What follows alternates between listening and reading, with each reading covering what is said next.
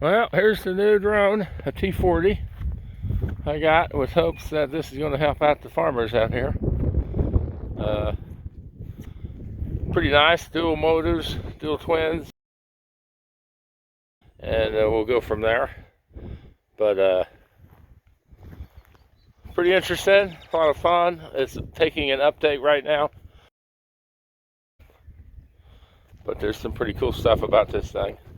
Its camera, its radar, its headlights, fill cap, the battery back here. Takeoff.